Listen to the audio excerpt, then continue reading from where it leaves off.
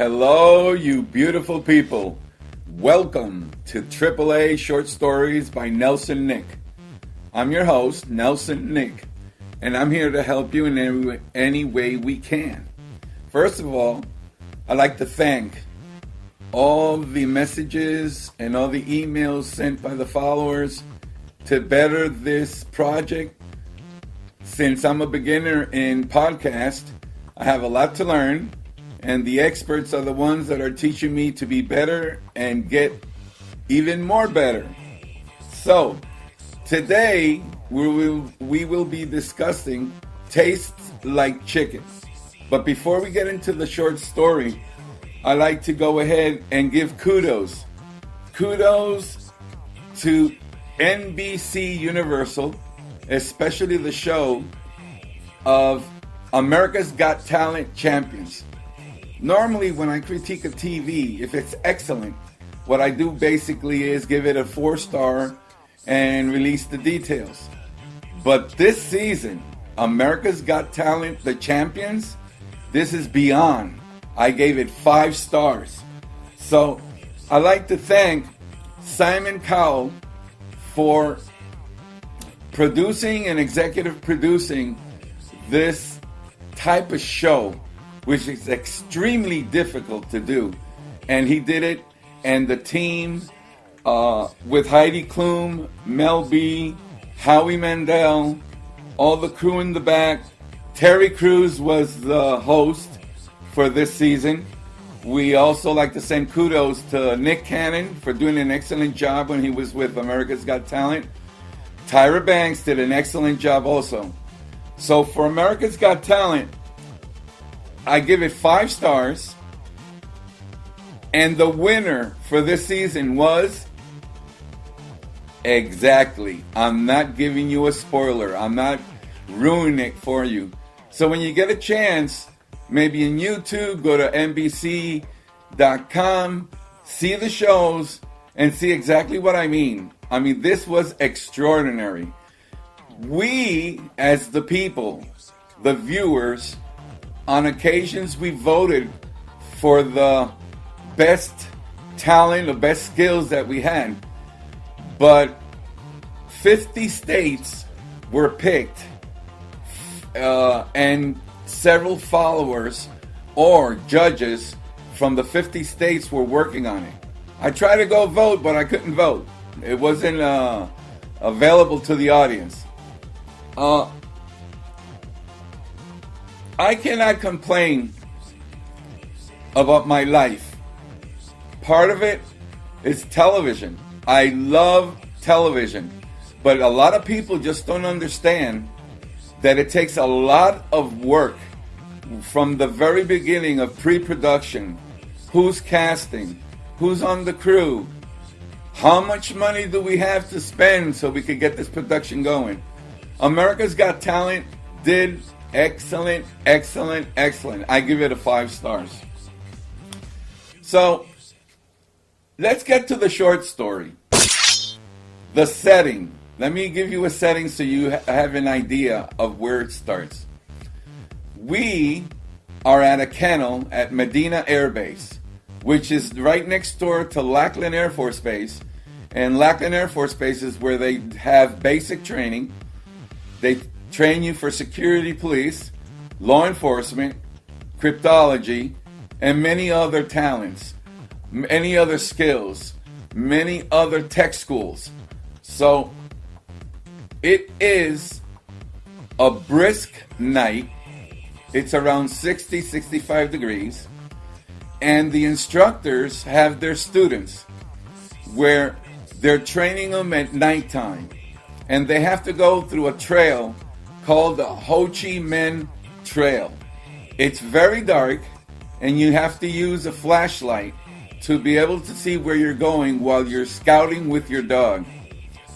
My job at the moment was as a kennel attendant. We had over 200 dogs. I was responsible to make sure that each and every one of them had their food. If there were prescriptions by the vet, make sure that they ate their medication. Make sure that the double gate security system was available at all times. One gate was to keep the dogs inside their kennel, and a second gate was in case if the first one opened, the dog is in the hallway of the building but cannot get out of the building. Now we're talking about some dogs that are really hungry. Not for food. We're talking about attacking. And if you get an example, at the beginning there were some dogs that they were training as sentry dogs. So if you have a suspect that is running away and you release the sentry dog, if by any chance someone innocent, could be a man or a woman, a child, gets in the middle, the sentry dog is going to bite them. It's kind of like a bullet. When you pull the trigger and you shoot, you can't call that bullet back. That bullet continues. So it's the same thing with a sentry dog. So when the sentry dog grabs the suspect, the handler has to go running after the dog and choke the dog off the suspect.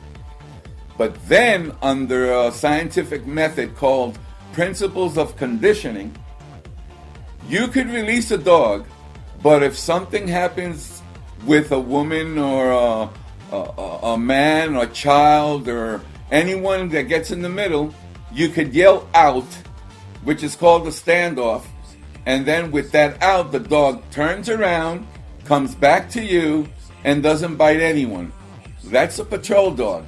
So now you know the difference between sentry and the difference between patrol dog. Now, I'm in an office, and it's around 30 by 30 feet, 900 square feet, and there's a long table full of computers and monitors.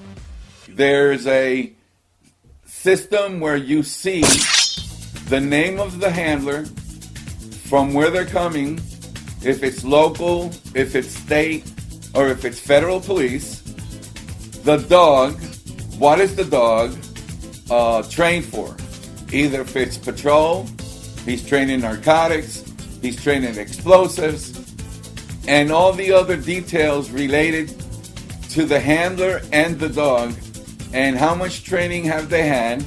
If the dog did not certify and failed, got to retrain again.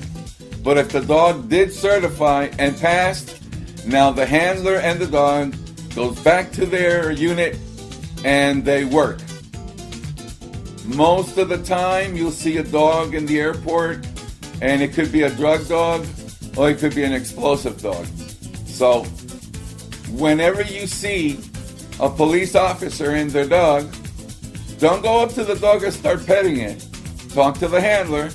And if you like to play with the dog, I don't recommend it for liability issues, but if you have like the Special Olympics and all the participants want to be with the dog, a patrol dog will be able to let you pet them and play with them, not compared to a sentry dog. So you know the difference between sentry and patrol dog.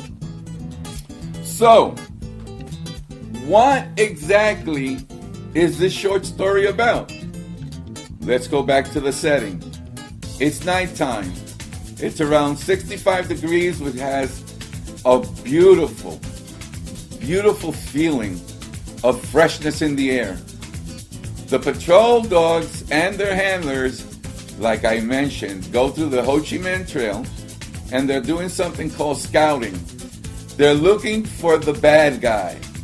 So there they go, walking through the Ho Chi Minh Trail, using their flashlights. Hopefully they don't find any coral or rattlesnakes, jump into any deers, find any bobcats, any bears. I'm talking about, this is a little scary, but this type of training is necessary, because when it gets down to the nitty-gritty, you're involved in something of this nature, you're already trained. We did like the Ho Chi Minh Trail. That was a lot of fun. And the instructors were really scaring the crap out of everybody. So that's part of the training. So as a kennel attendant, my job was to take care of the dogs, like I mentioned before and with other details. It's about 8, maybe 9 o'clock in the evening, and I got a knock on our door, and it's one of the instructors. So the instructors hand me an aluminum foil filled with food, and I'm like, so appreciative, thank you so very much. So I go to the tables, I opened up the aluminum foil, and it smelled delicious. Oh, this barbecue was super, it was nice. So I started eating it, and it was just like dissolving in my mouth, the barbecue with the meat. I mean, this type of chicken breast was so good. I kept on eating, but as everything else, if you start eating and the more you eat, then you end up with nothing on the plate, in this case the aluminum foil, other than a few bones. So that was so delicious. It was great. So we're reaching around 10 or 11 at night, and I see that the instructors and the handlers are getting ready to turn their dogs in. And I opened the door and I yelled out, "Thank you! Thank you, thank you, thank you. This was so good. Can I have any more of this chicken?" And the instructors are like, "Chicken? That ain't no freaking chicken. That's rattlesnake." I go, "What?" "Instructor, that's rattlesnake. Did you like it?" "Oh, I loved it." "Rattlesnake? I never eaten rattlesnake in my life." Hey, I'm up to anything. You know, it's like when you ask a child, "Do you like broccoli?" "Oh, no, I don't like broccoli. I hate broccoli." "When was the last time you ate broccoli?" "I never eaten broccoli." How in the hell are you going to know if you like broccoli if you don't even eat the darn thing? So I wanted more, but they didn't have any more. So let me tell you, ladies and gentlemen, rattlesnake is delicious. And the way they explained it to me, if you're lucky enough to get a rattlesnake without him biting you, you see from the head and the fangs, and around 3 or 4 inches behind the head, you cut it, you make a hole in the ground, you put the fangs and the head in the ground and cover it. Then with a knife, from the bottom part, you start skinning the rattlesnake, and with at least a paddle board with small nails, you start placing the skin of the rattlesnake on the board and have it stretched so when it dries out, it becomes leather. You could use it for a hat, you could use it for any type of decorations. I don't think it's strong enough to use as a belt like crocodile skin, but after you take the skin, you chop up different pieces of the snake, you season it, salt, pepper, garlic, onion powder, whatever you like in your meat, and then you just go ahead, you barbecue it. I gotta tell you, I love barbecued rattlesnake. I hope sometime you have a chance that you can. Try it out. You got nothing else to lose. I mean, the head, the fangs, and the poison is buried, so you got some delicious meat. I mean, this rattlesnake tasted better than a beautiful breast of chicken to the best possible way it could be cooked. So I do recommend rattlesnake. Now, to recap, kudos to America's Got Talent. Thank you, NBC Universal and Simon Cowell. Remember the little things that I did as a kennel attendant. And there's a lot more stories behind this, which I will do in another podcast. If I didn't mention it, Taste Like Chicken is this podcast, and this podcast is number 3.